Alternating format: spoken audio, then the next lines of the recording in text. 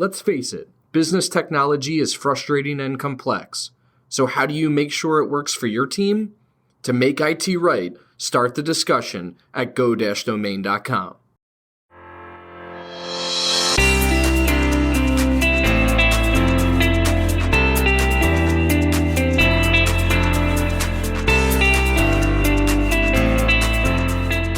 You're listening to Discussions by Domain, a podcast for business leaders. Our discussions may be with people you've probably heard of before, but the majority of our guests are in the trenches, professionals like you and I, with the same challenges and struggles of keeping up in the Northeast. They're implementing strategies, overcoming hurdles. They're leading the fastest growing businesses in our region. My name is Anthony DeGraw, Director of Partnerships at Domain Computer Services, and the host of this show. When I'm not talking with business leaders, you'll hear stories from behind the scenes of Domain and the ups and downs of our own growth journey, as we intend to take over the world. Just kidding. Well, maybe. Let's get into the show. Welcome to Discussions by Domain. I am your host, Anthony DeGraw, and today I am excited to announce our newest guest, David Barnett. He is the CEO of Datafy, LLC, an innovative health IT company based in New Jersey. David is a longtime technology entrepreneur who has taken companies from startup to public and has considerable experiences in the IT services, marketing technologies, business consulting, and now healthcare industries. David is the former mayor of Springfield, New Jersey, and has served on the Governor's Technology and Innovation Committee and advises several companies and charitable organizations. David, welcome to the show. Thank you very much for having me. It's a pleasure of mine. So, David, can you tell us quickly a little bit about yourself, your experience, and what you're currently working on? So, as you mentioned, I'm currently the CEO of Datafy, LLC. At Datafy, we're solving a very specific problem in the healthcare industry when providers like hospitals and insurance companies have to do an IT assessment of hundreds of vendors a year. And when those vendors need to be assessed by their customers, the hospitals, insurance companies, doctors groups, things of that nature. And those assessments are very difficult. They take a long time. They're often different for every single provider. They can be very confusing for the vendors. And overall, it's a very large workflow issue within the healthcare industry that's preventing companies and hospitals, and as I mentioned, insurance companies all from working together and really bringing a lot of bringing life-saving innovations to market. Yeah, that's a very serious issue and one that's probably not apparent to many people like myself. Can you tell us how this issue affects our healthcare system? Yeah, sure, I'd love to. And again, you're very right. This has been a problem in the market for some time. The existing IT assessment processes are very complex. They're burdensome. They're often very inefficient. However, they are extremely important. These are the processes that are in place to protect patient information, to protect consumers' own medical histories and information about them. So there are regulations that are in place that are extremely important, and they're prevalent throughout the healthcare industry. But as I mentioned, they're very complex. There's a lot that has to happen for a vendor to work with a hospital, so to speak. And these complexities really impact the entire healthcare ecosystem. They can often suppress growth of new companies. They can inhibit innovation.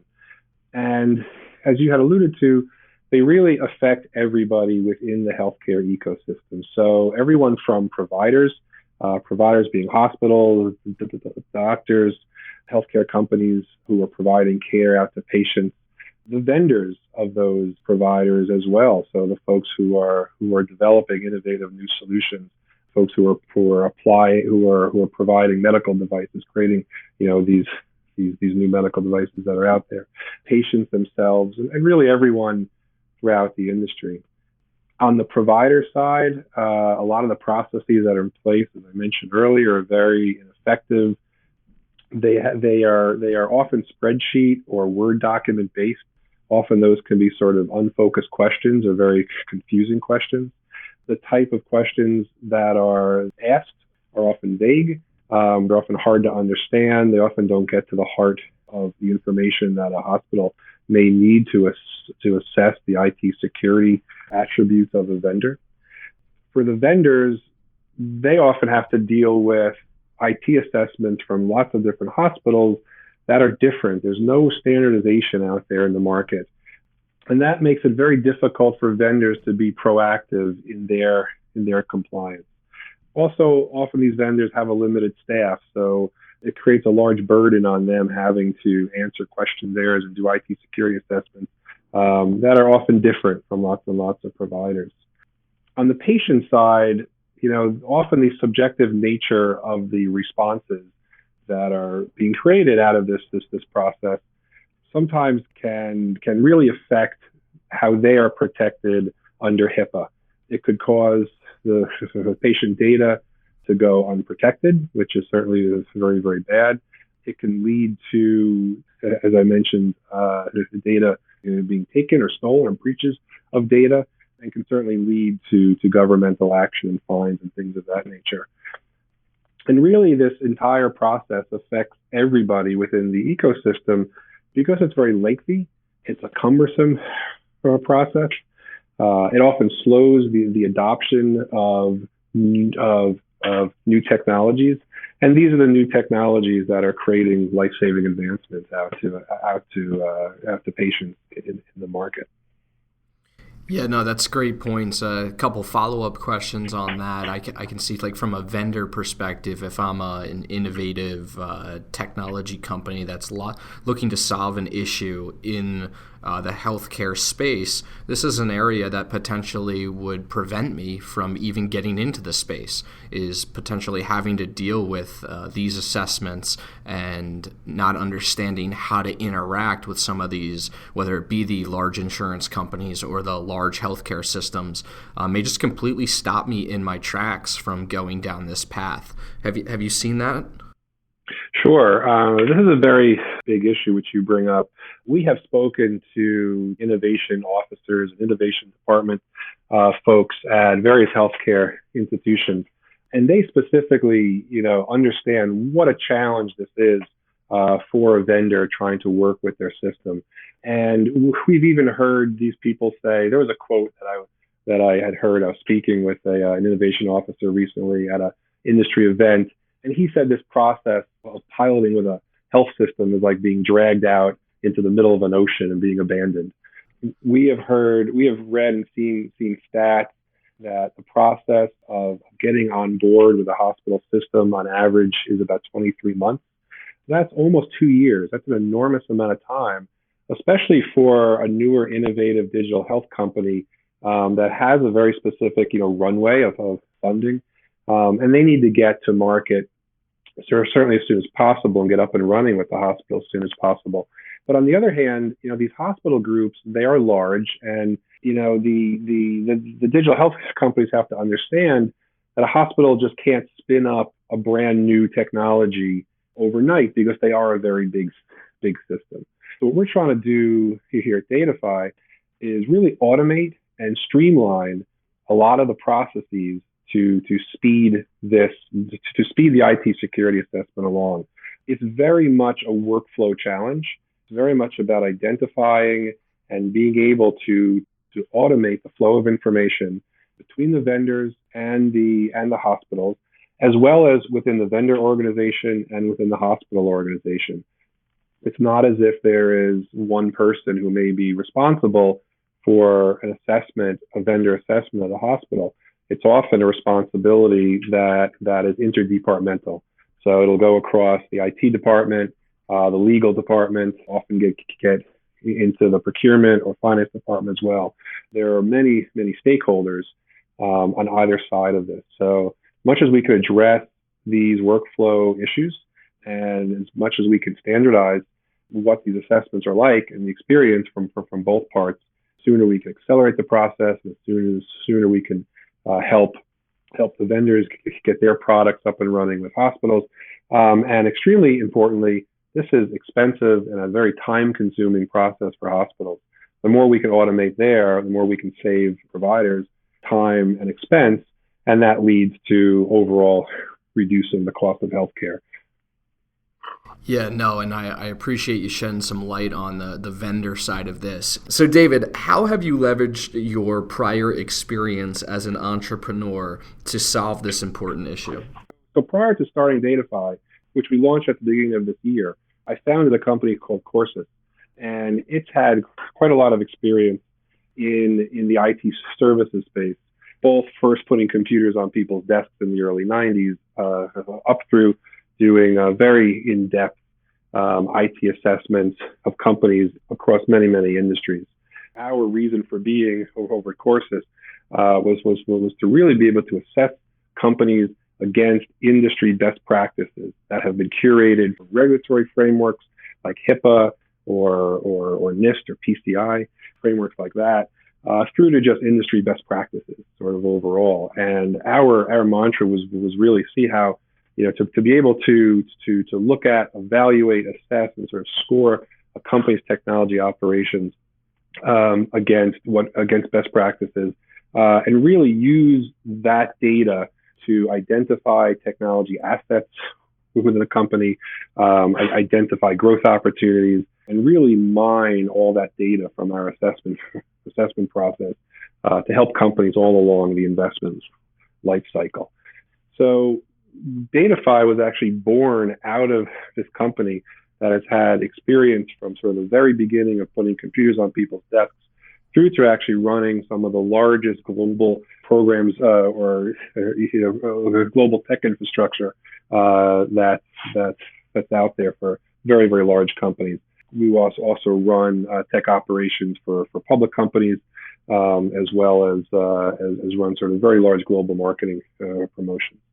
So where a lot of the work that we did there, a lot of the mindset of how we can use information, how we can use data, how we can use a custom IT assessment process that we invented, how can we take that learning and how can we transfer that over into the healthcare industry?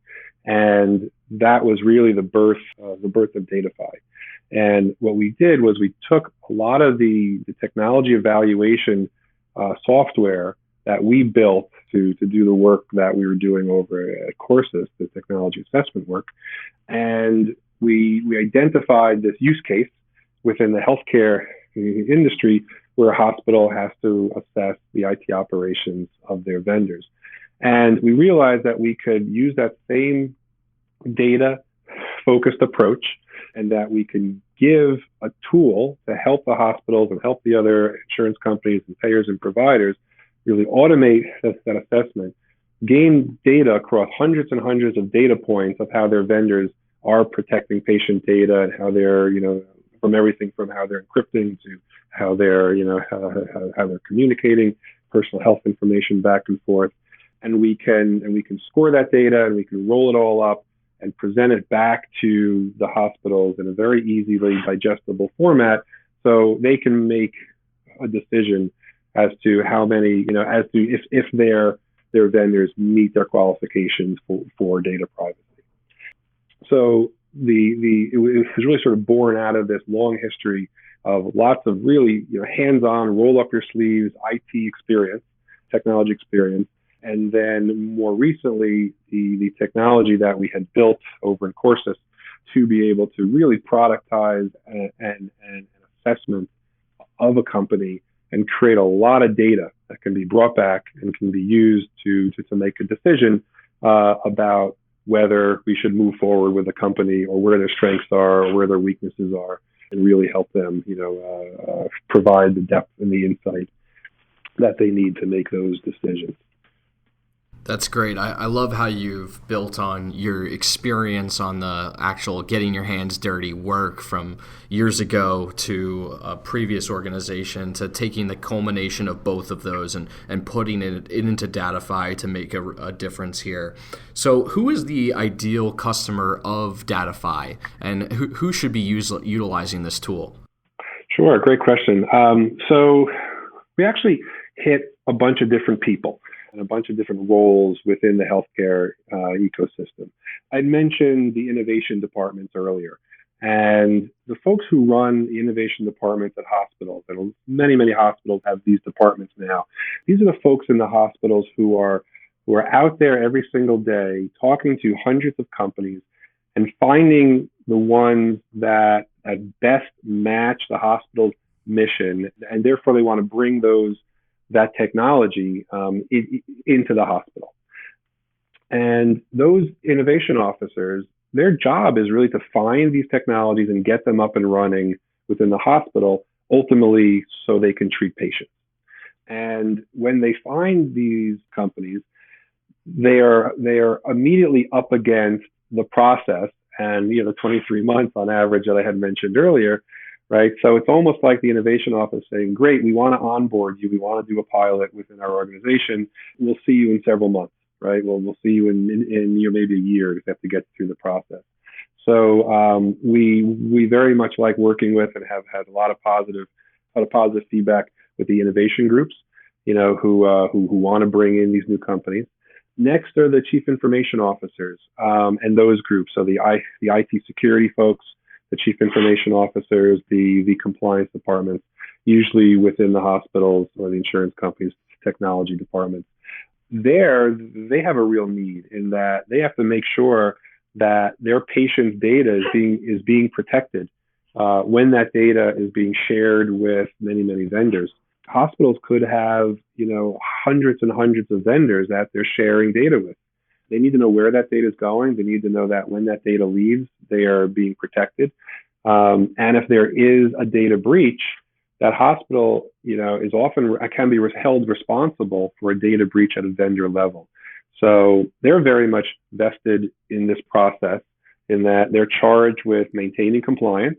They're charged with, maintaining the security of their systems, and they're charged with maintaining the security of that patient data.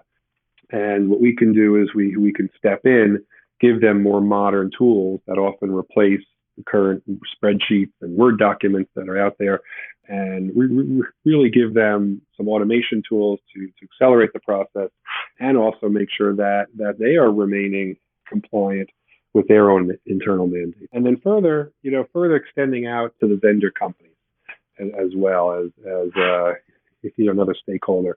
They're the folks who are also burdened with having to be assessed. And they also want to make sure that they are protecting the patient data because the stakes are high, from their side of the table as well. So we work with many vendors using our platform to help them maintain their internal compliance as well. And then when the time is right to communicate with their customers. Yeah, that makes a lot of sense, and there's a lot of different avenues to individuals that could be thinking about Datafy. I do have a question that we haven't discussed about, and I'd like to ask you about. So at Domain, we talk to a decent amount of small practices. They may be small pediatrics, they may be small dental facilities, they even may be smaller local chiropractic offices. And I don't know if the tool is a right fit for them at this moment, but what I would like to know is just your insights from your experience on what are some of the things that some of these smaller practices that are also regulated by HIPAA, what are some recommendations that you would have for them? You're absolutely right in that if they are designated a covered entity, as HIPAA defines it, and if they are in possession or communicating patient data, best practices, and what is covered under HIPAA is that they should be performing internal IT security assessments. What we recommend, and our product does work really well for these types of companies, what we recommend is at least annually they should be performing an internal assessment. The best ways to do that is really to have an established process. And, we can certainly help with that. And our application gives sort of a roadmap for what questions they have to answer and what areas of their practice they need to look through. And it's everything from, hard copy records that a patient fills out to when they're putting data into their medical record systems, when they're sharing data with any other third party.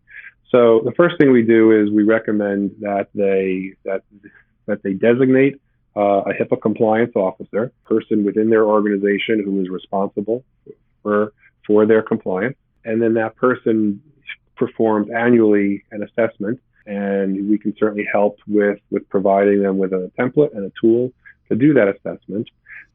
And then, again, under HIPAA, where they could be held responsible for a data breach at a third-party vendor level, we really recommend that they do an assessment of vendors that they share healthcare, personal health, protected health information (PHI) with.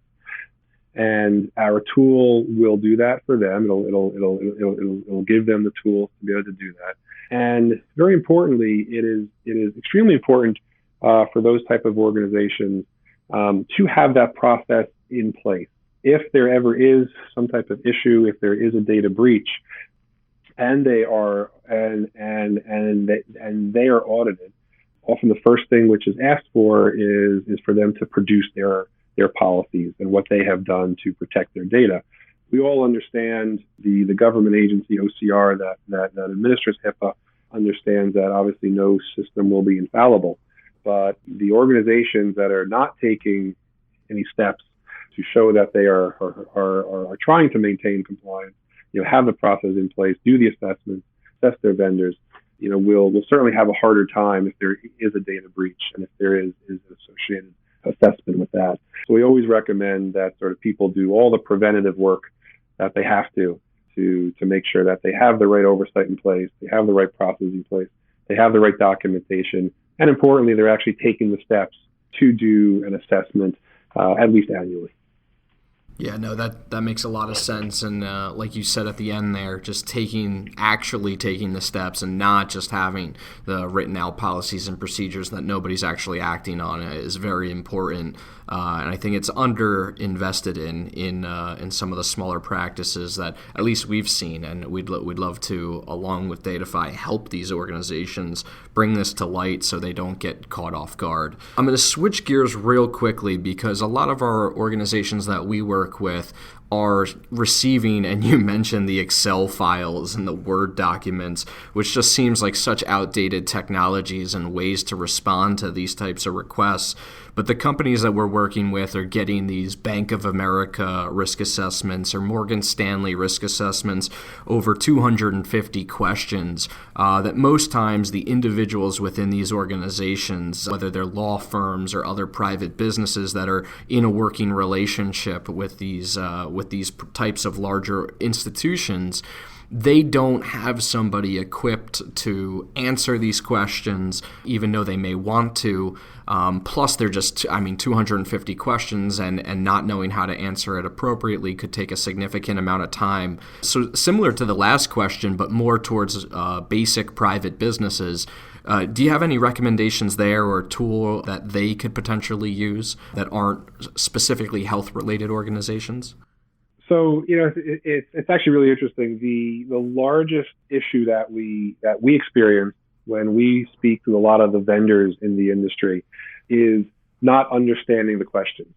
And that's often because the questions, even though they might be the same topic, different companies may word those questions differently. And the one might use one jargon term for one, and one might use a different one. So a lot of the complexity is really around the vendors understanding what those questionnaires are talking about and what those different questions mean. And I've heard of people who go through and they have to Google the questions just to understand what they're talking about. This also creates a lot of friction between the vendors and their customers as well, because the phone calls back and forth or emails back and forth saying, "Can you explain what you mean by these different questions?" even before they can answer it. So one of the reasons that we took the Datafy approach, because we wanted to really create kind of that common app in the industry. So we can ask a vendor a question once, and maybe we become the Rosetta Stone, right? And we can sort of translate between the different hospitals who are really asking the same type of question, but sort of a different way. We've also been working with an industry collaborative that is working on creating a common assessment template.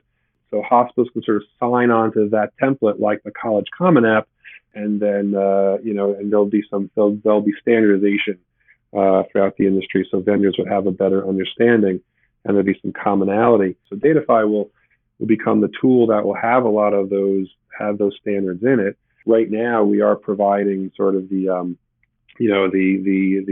vessel for hospitals to automate their spreadsheets. And where we're headed is that vendors will be able to answer one of our assessments once and be able to share that with actually many hospitals. So it'll greatly speed their time and not have to worry about not understanding what the questions are, because they'll just be answering one. We can have help. We'll have help there so they understand exactly what the question means. And then it's not this really long, intensive deciphering process among lots and lots of different spreadsheets. Yeah, thank you for your insights there. I think you nailed it with the complexity factor. If you're getting, 3 or 4 of these assessments a year, potentially even every quarter that you need to respond to, and every time you look at it, it's a different question that potentially means the same thing, just amplifies the amount of time that you or your organization needs to spend on that. So I'm very excited to see the future of Datafy, where you guys end up in the next 12 months to 36 months, and definitely excited to have you guys back on and truly understand the moves you've made in this industry to help reduce the complexity around all of these issues, especially with this industry and cybersecurity just becoming more complex every single day.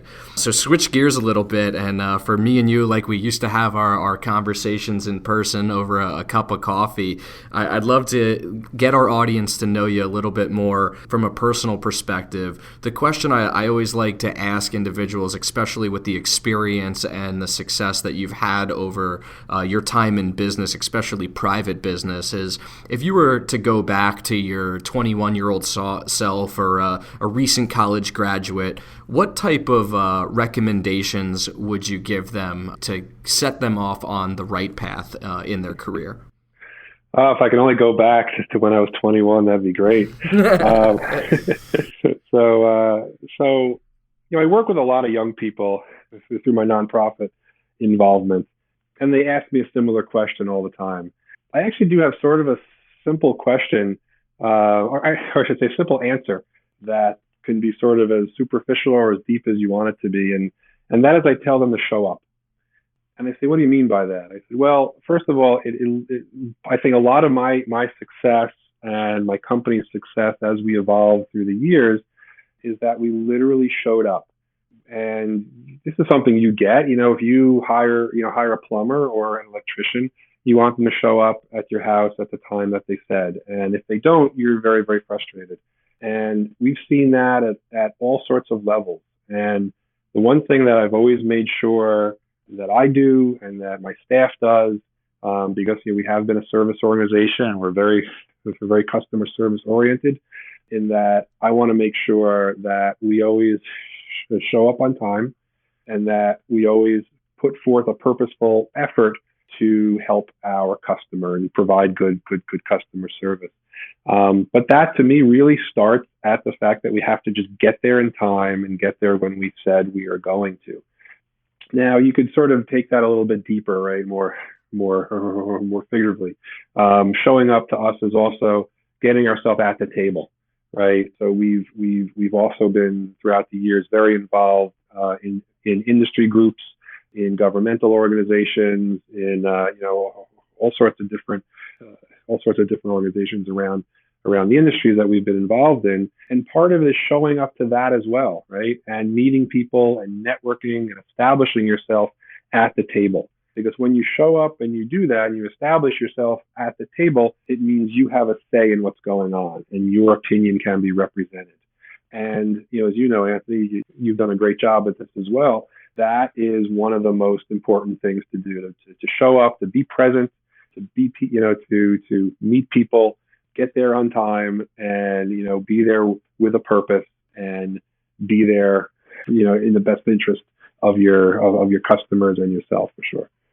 Yeah, I can't agree with you more. I'm not the brightest tool in the shed, but I do show up, and I do try to meet people, and I'm just naturally curious. So obviously that's led to our relationship over 3 or 4 years now, and it continues to. So I always tell, especially the apprentices that we have come join our organization for their time here, it's be curious and reach out and just come to work, and we'll show you what your career may look like, or at least set you on a path of what you don't want to do or what you do want to do, but you'll at least get that experience, and you can ask questions while you're here.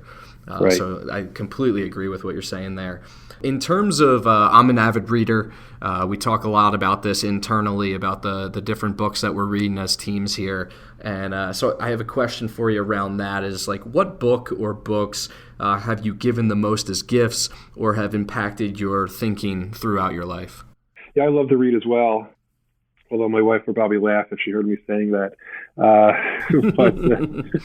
And actually just started about 6 months ago. I started publishing sort of a semi-annual little list of books I've been reading, because I love when I read other people's, when I hear other people's recommendations.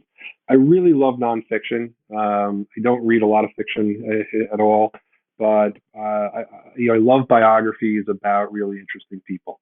I learn a lot from those. Certainly, people who have been very innovative. Actually, a couple of months ago, I read The Innovators by Walter Isaacson, which is sort of all about the history of the technology industry, going all the way back to the very beginning, with Ada Lovelace. And I think Walter Isaacson is just a phenomenal writer, especially in the tech sector as well. So I look for as many biographies as I possibly can. I look for books about on innovative different topics.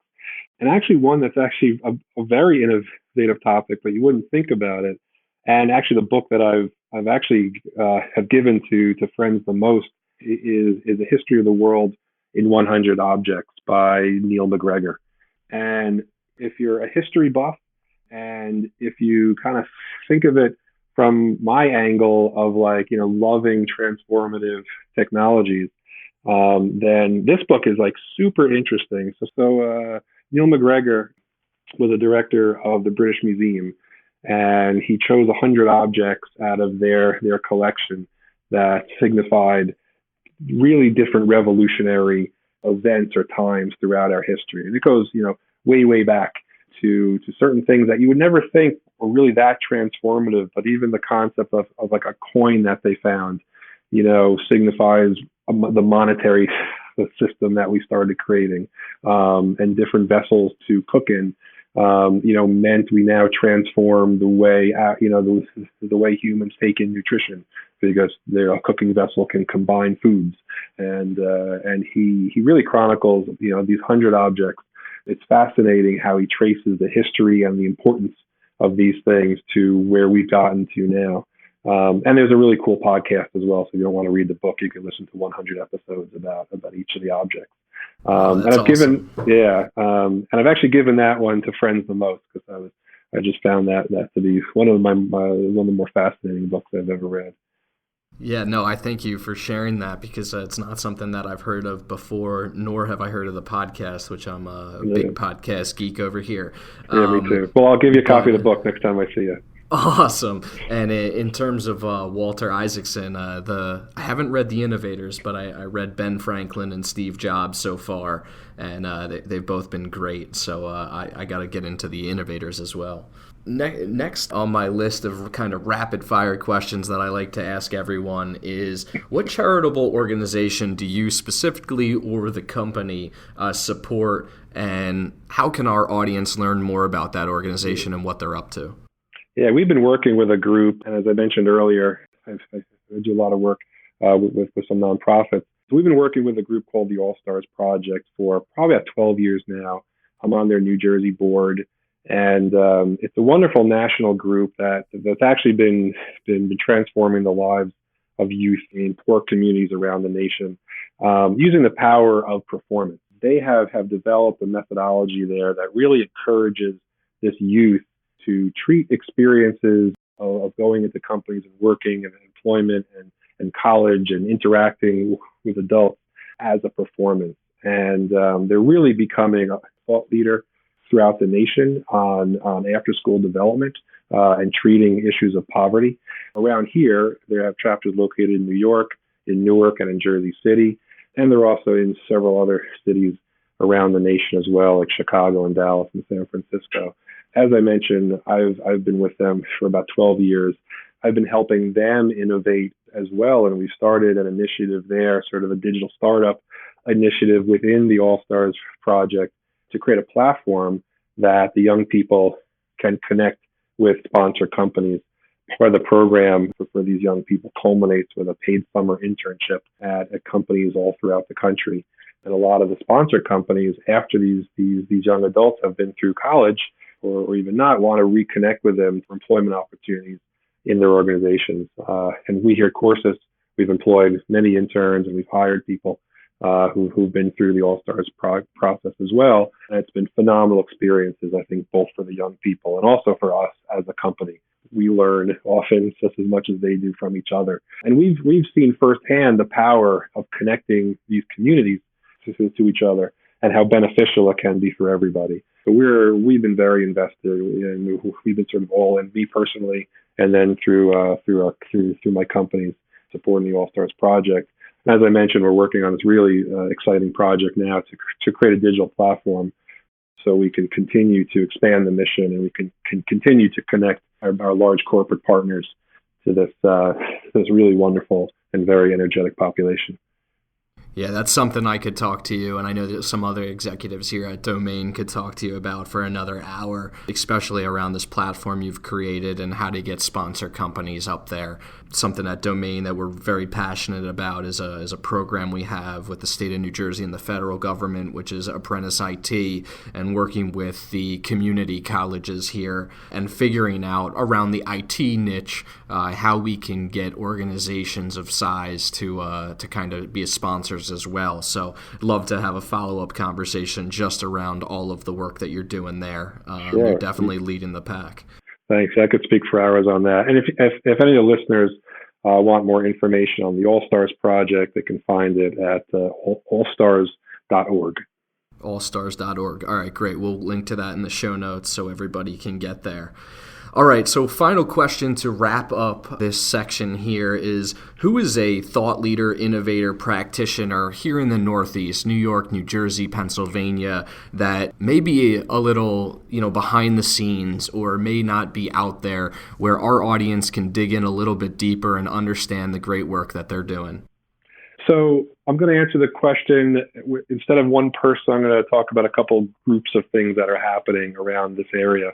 We talked about Datafy so much in this conversation, and we're very much trying to streamline and facilitate this whole unbelievably exciting area of health IT and digital health. And there's so much activity there. There's so much new thinking and new ways that we're really positively affecting patient outcomes. And saving lives. And there's some groups around this area who are really doing really amazing jobs at really even accelerating that whole group of people. So there are groups like up in Massachusetts called Mass Challenge that are really accelerating large cohorts of companies that are inventing the next generation of care. There are groups like RX.Health based here in New Jersey that are creating a really exciting marketplaces of new digital therapeutics and allowing doctors ways to prescribe them out to patients. And then organizations like the New Jersey Innovation Institute, right here being run out of NJIT, who are also helping and accelerating the healthcare market. So those are just a few of the ones that we've been involved with and we follow around this area. But I would encourage anyone who's really interested to see what's happening and what's new and what's next in the healthcare industry to really look and pay attention to what's coming out of those kind of organizations. No, that's great resources for everybody to get involved with. The more I think about it, there's so many of these different associations, especially in these different niches, in all these different industries, and understanding the ones like Datafy that they're looking up to and going to make sure it's the right fit and understand everything that's going on is definitely a valuable resource for people to show up to. David, I can't thank you enough for being on this and how much I appreciate you coming on the Discussions by Domain podcast. If people want to learn more about you and the company, what is the best resource, or where would you point them? Sure. Well, they can certainly visit us at datafy.health on the web, and there's some more information about us there, so contact us that way. We love to have people follow me or Datafy on LinkedIn. Search for David Barnett, Datafy on LinkedIn, or you can follow us on Twitter at Datafy Health. Gotcha. Awesome. Yeah, we'll link to that in the show notes. Thank you once again, David, so much, and I'm looking forward to having you guys back on soon. Great. Thank you, Anthony. Take care. All right. To ensure that you never miss an episode, subscribe to the show in iTunes or your favorite podcast player. This guarantees that every episode will get delivered directly to your device. To help us get the word out, share with a friend, leave a review, and check out our discussions on the web at go-domain.com/podcast. Thank you so much for listening. Until next time.